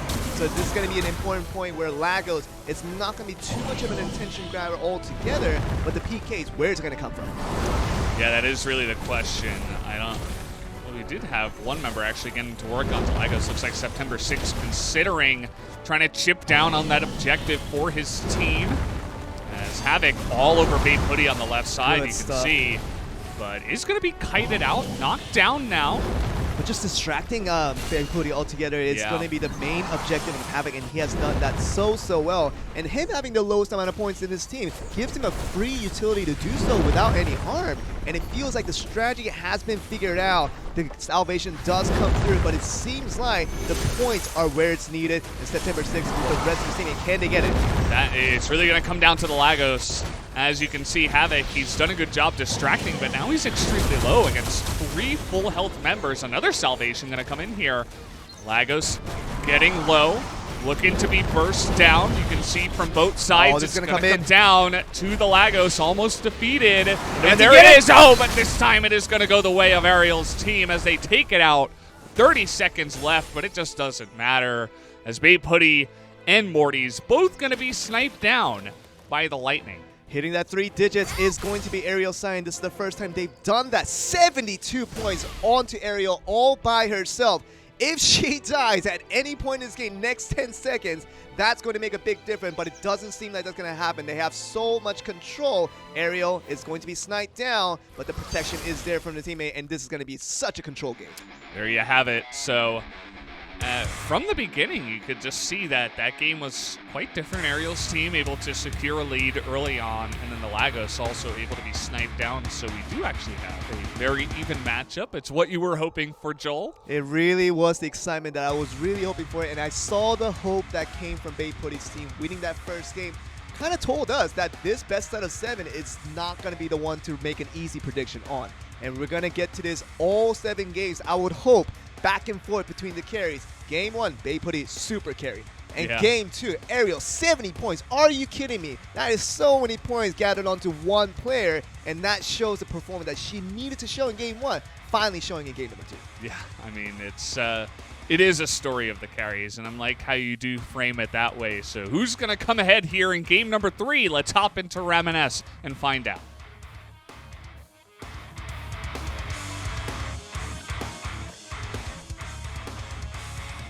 Loading on in here as we do hop into the Ramoness once again.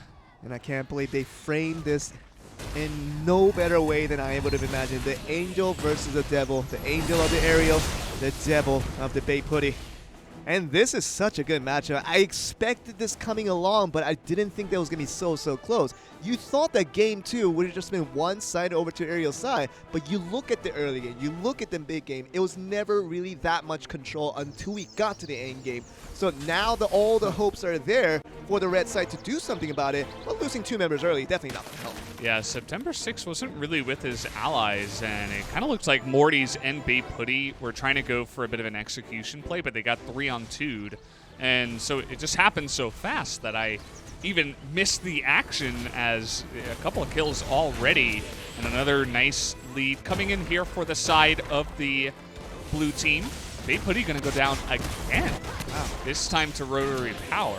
This is looking like the Game 1 that we saw from Ariel not performing to her best, and Babe Hoodie down at the bottom in terms of the ranking. This is the exact opposite of what you want if you're on the red side. Babe Hoodie has to be on the top and stay on top for this team to find success. They're not one of those teams that's going to rely on Lagos to get a victory every now and then, but this team has to maintain control, and Babe Hoodie really needs to wake up and get back to his old job. Yeah, looks like he is at least able to pick off a kill this time around, so maybe he can slowly chip away at the enemy team. But Lagos going to spawn here at 150. As Salvation, they're coming up, healing out everybody on the side of Ariel. You can see that the relics and the statues is now the priority of Babe Hoodie, just to stack up those points a little bit, making stuff a little more valuable. And with this Lagos, I think it has to be the key turning point for this team to come back. But you can see that's good positioning-wise, zoning in September 6th. Yeah, they're able to get the freeze down, and Havoc is just all over him, but unfortunately gets locked up against the wall this time around. Oh, no. Ooh, okay, the Lightning going to come out here as Morty's going to take a ton of damage. Looks like he should go down. There he goes, Babe Putty preceding him in the death. And now Ariel, though. Can they get it with the Lightning? Yeah, he's getting close. He's going to pick off that important member. Now it's a 15-point game. Really anyone's game from here. Lagos being chipped down by Babe Putty. You can see they're considering this objective once again. Now, will the reinforcement be there for Babe Putty now that he is alone sniping down the Lagos all by himself? September 6th on top with rotary power on top on the other side. The main carries has to make the big difference in the middle of the pack here. 19 points for Ariel. What can she do in this moment? 3, and it's going to go down the way of Babe Putty's team just at the end. And now they've got the Lightning. Havoc the first casualty. That's going to be Rotary power will be the second. And although Ariel does get away for a moment, she will be trying to be sniped out there on the backside. She's incredibly tanky.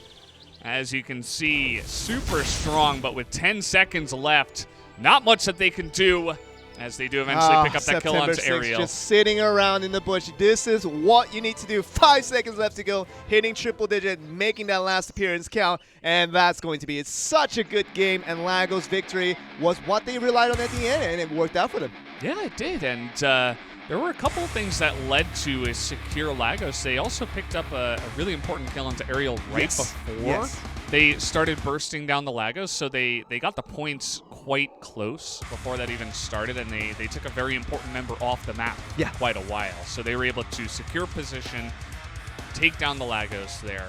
Although it was close, the other two members of Ariel's team were in there trying to burst it down as well. And I think this is a good morale builder overall for Babe Putty's side. If they would have lost the second match in a fashion that was one-sided once again, I think they would have just lost hope and thinking that maybe just the pure CP difference was the end of the story. But we still living that story once again, that this is a skill-based game, that it can be overdone. And Babe Putty, although he wasn't the main performer of the game, he still provided the goods, and September 6th really carrying when his team needed the most, and the target wasn't on him. This was well executed and just a well-deserved win in this game number 3. Yeah, you really got to hand it to them. I mean, this is not an easy feat by any means. I mean, it's really impressive what they're able to do, taking the lead after Game 3, but now Game 4 ready to go for this best of 7 for the finals. Let's hop into the Ramoness again.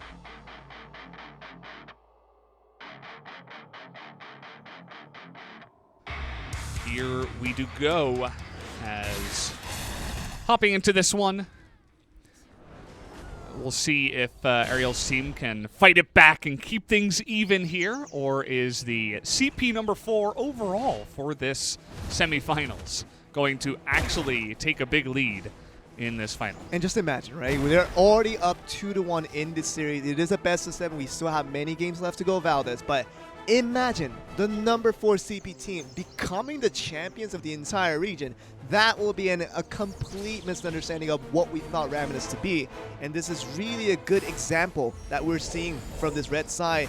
Can they do once again what was needed in this Game 3 and the Game 1 where they got the victory to do it again, to maybe have a 3-1 just a lead going into the final potential game? Yeah, it's kind of interesting that early on in both games, I'm not sure how it happens, but when things are kind of 3-on-3, always Ariel's team comes out ahead. But you can see when things break down, September 6th, Babe Putty able to 2-on-1 onto Rotary Power and get that kill back. It's really to overcome after coming back from a loss from the team that just faced a loss, to come back stronger and to make sure you can overcome the opponent. But it's been the story of Ariel's side on Game 2 doing just that, to come back from this one. But this game specifically, although they're in the lead, they are looking a little bit shaky. So they really have to make sure they get their priorities straight to get one member like this at a time, like they're doing now. Yeah, and you can see he tries to charge away, but it's not going to happen. He's going to be burst down. The double huntress just knocking him down from range, and then Havoc coming over. The isolation was perfect, but now we had the Lightning there for just a moment. On the side of Babe Putty, you can see that they've got a pretty nice health advantage here. Do the red team. Morty's providing the distraction with the Paladin is very, very nice. but at the same time getting the kill. But Ariel, she's the main target of this team right now, holding 27 points all to herself with nearly full HP. She's gonna have so much control. They have to do something about it, this red team. Salvation comes through, but really not the moment to really have it. We're gonna see what Ariel can do and what the opponent team can do against Ariel is going to be the main story here. Yeah, at least with that Salvation, Morty's is able to group up with his team, and now it's going to come down to the Lagos again. Who's going to burst it down? Extremely even in this game. Havoc trying to come in from behind. Oh! And it is going to go the way of Ariel's team. Oh, no. And the Lightning is just going to zap them all down. All 3 members going to go down extremely early on in this game. And we saw really low health bars on the side of Ariel's team. They pick up Salvation. Not anymore. In addition to that, it was a 3-2 battle against the Lagos, and it was towards the favor of BeiPutty's team. They still lose the Lagos, and now Ariel 68 points. Definitely a golden goblin if you want to go for this win, but with 102 points, with 20 seconds left to go, Ariel's so healthy, not going to go down anytime soon. Yeah, and in fact, she's going to take a bunch of people down before the game even ends. It's not even necessary. You could just hide in the brush, but that is not Ariel's style. Trying to be burst down here, but she is easily able to hop away and make it away just fine. So another win going to go the way of Ariel's team, and this best of 7 has now turned into a best of 3 as we're tied up 2-2. And it is really even, Joel. We're back to even, and we didn't know this was going to be the way that was going to be shifted for this. But my goodness, Ariel, when she does well, this team looks invincible. Now, this is that one statement that you have to overcome if you are the red team. BeiPutty and the rest of the team. It doesn't matter if it's him. It doesn't matter if it's September 6th. Whoever gets it done, get Ariel out of the picture, and your team has a decent chance to win. It's just Ariel. Get her out, get the win. But if they fail to do so, Ariel's team looks just so strong. Especially if you pick up a Lagos there at the end. I mean, that's really going to help her out. So that was what put the nail in the coffin for Game 4, but Game 5 is ready to go. So let's hop on to Ramoness once again. We might just go the distance this time around, Joel. In all of our best of 5s, we didn't go to 5 games, but it feels like we're heading towards 7 games the way that this is going. Especially if the red team does pick out a victory here, that's going to be the momentum they're really looking to shift. Because if they lose another one by another dominating performance by Ariel, I think it might just go over to this blue team picking up the championship, because it's a really mindset shifting game where if you do lose a couple of games in a row, it's just so hard psychologically to come back from this one. And Morty's so down, but at the same time, this is only the early game. They do need to pick their priorities straight to make sure they go for the right targets at the right time.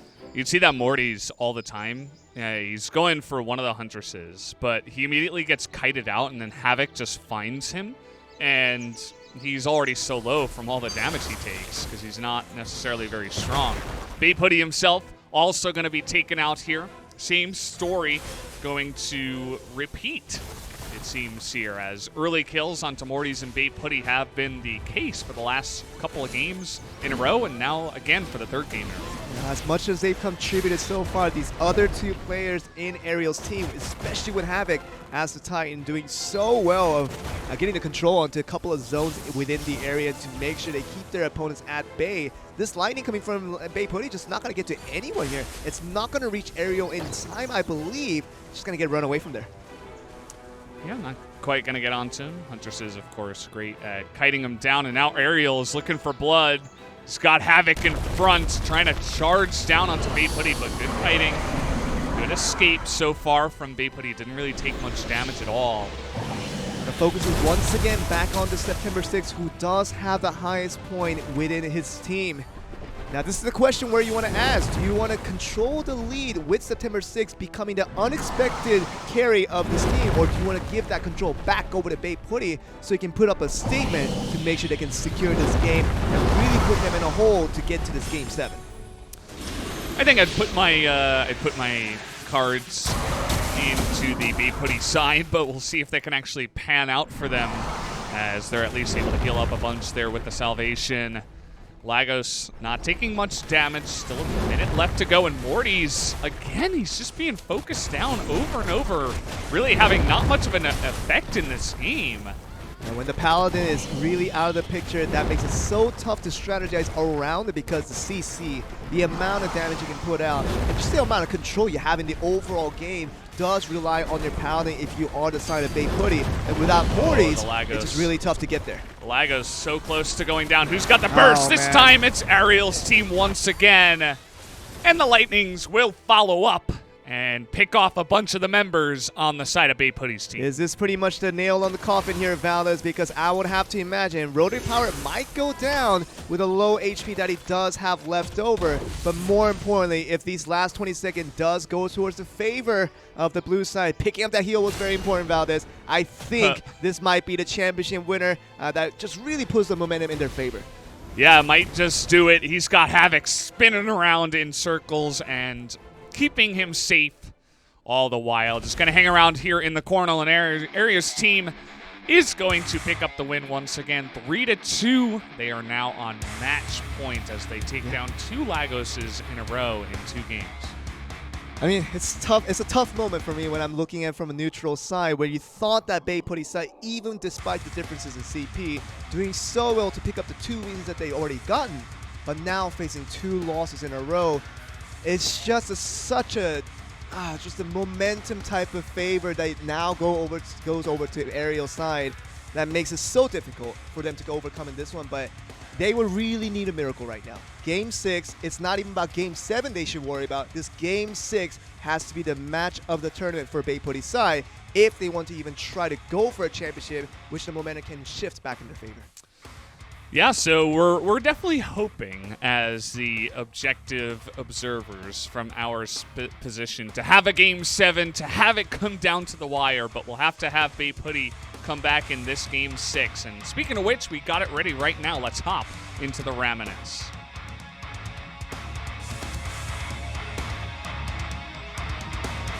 Oh, coming on in once again, and one thing that I don't want to see is BaePutty and Morty's being sniped down once again if they want to have a chance to come back in this one. Now, the favorites are going to be Ariel's side if they weren't already starting from Game 1, but now more of a short-term momentum that they've gained over these past 2 wins. It plays such a big favor when you were down 2-1, but now you're up 3-2. This blue side heavily will believe that this game will be theirs to take, especially with BaePutty now being chased down by Havoc. Absolutely. They're able to isolate Morty's. Look at that, though. And they're able to isolate BaePutty, but he gets away, and a bunch of people caught up there in the corner. I believe that was by Morty. He's able to help and CC them down. Now Havoc trying to get it, but he gets frozen at the right time. That is big. Getting away from that and putting that much damage onto the chasing Havoc from the Titan, that was huge, and BaePutty just needs to find a few more heals, and this momentum can play a big part for the rest of the game for this team. But Morty's being alone, as long as he doesn't die, that's going to be huge. But Havoc failing in the chase a couple of times, but he does get that one. Havoc, yeah, he's kind of been, we haven't been focusing on him too much, but he's been doing a great job. He knows exactly when to go in and when to escape. He knows his limits, basically. Yeah. And you could see it right there. He survives, and now he's going to be healed up by the Salvation. He's doing such a great job just tanking up the front line and distracting the DPS on the side of BaePutty's team. Oh, man. Just really focusing on the Paladin is going to be the new strat that has worked so successfully for Havoc and the rest of his team. It seems like the focus has kind of shifted away from Ariel, but for a good reason, because Havoc gaining control of this game with his maneuvers and with his decision-making in terms of targeting, doing so well, making the game much easier for the rest of the blue side to cover through. But for the red side, what do they have? It's not much of a difference. Only 9 points that they do have against their teammates. What can he do here about this? Yeah, they're slowly chipping away at that advantage, but also getting a bit of damage down onto the Lagos. But now focus here. You can see the 2 tanks in the front. Okay. Just trying to focus him down. Havoc's actually got a bunch of points. I think it's the most on his team. It is. And you can see now he's really got to run away. Well, 18 points is not much, but still can make a big difference. 57-40. Does get the lightning, though. Yeah, picks up the lightning. So going to look for kills now as Babe Hoodie goes down on the side. There's really not that much time left as both Mortys in September might be taken out here. Mortys goes down, and Havoc, he's low, but nobody's focusing on him. They just want to go for the Lagos now. Lagos actually gets the kill onto September 6th, giving him 38 points in the back. But this is a very important point for 65 to 31. 20 seconds has to be a big momentum shift. Do it. The Lagos is the only way to do it, Valdez. They have to get the Lagos. It comes down to this. Can they get it? No, they cannot. It's going to go the way of Ariel's team, and the Lightnings will come out, and that is going to be the lights out for the side of Babe Hoodie's team. They get taken down in 6 games as Ariel's team will be the victors here in the final for the American Ramoness Championship. Congratulations to them. They make it happen.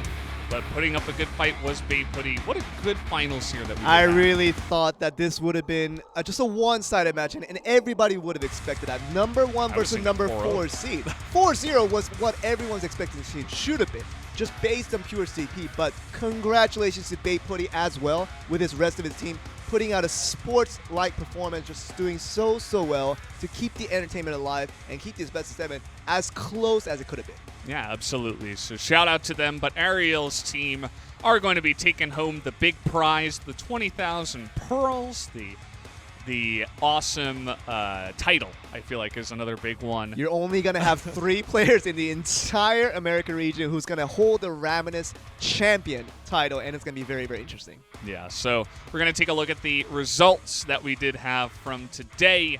If you guys were watching, of course, you did see it all happen in real time, as, of course, on the left side of the bracket, Ariel's team was able to take out Nax's team. Nax's team eventually did take 3rd place. At the end of it all, on the right side, Babe Hoodie's team able to take out Verdane's team and make it to the finals, but Ariel's team did take the victory in the end. So they don't really have a team name, but I suppose America 26. Well, there it is. Well, it was the team that took him out. And I believe they're from the Kaya server. Kaya representatives, very well represented this time around. But as with everything put together, Valdez, it became the typical story of the number 1 team getting the champions, but it was a very entertaining and a very interesting way they got that done. And Ariel, we saw the formula that she needed to perform to do well, but when Havoc also jumps into that mathematical equation, it just makes it much more easier. And just well done all around for this team. Well deserved and well played, and just really deserved of the championship. Yeah, absolutely. You mentioned Havoc again, and I'm glad you did, because I feel like he was kind of the low-key MVP of the whole best of 7, if I had to say so myself. I mean, obviously, Ariel, she's got the most CP. She's going to be getting a lot of the kills. She's going to be doing a lot of damage, but it's not all about that, as we have seen many times before from weaker teams, from weaker members on her own team as well, as Havoc really did create the space, was just weaving in and out, knew exactly when to, shut it down and also when to get out of there. So really got to hand it to him. Just a wonderful series of matches that we had in today's game. We're going to have just the same amount of entertainment, if not more, coming from Asia's tournament. Exactly the same format. We're going to have it again from the semifinals all the way to the finals, and you're going to see some big names out there. Should be very exciting for tomorrow. Yeah, we are going to have that tomorrow, the Asian finals here, and then, of course, the next day, the European finals. So make sure you guys are tuning in to this same channel for all of your Black Desert Mobile Ramoness Championship needs. We're going to be back here for the next couple of days at a different time, of course, for the different regions. So make sure you're checking all of that information on the website and all that good stuff. But for me and Joel today, thank you once again for watching, guys, and we will see you again tomorrow for more Ramoness.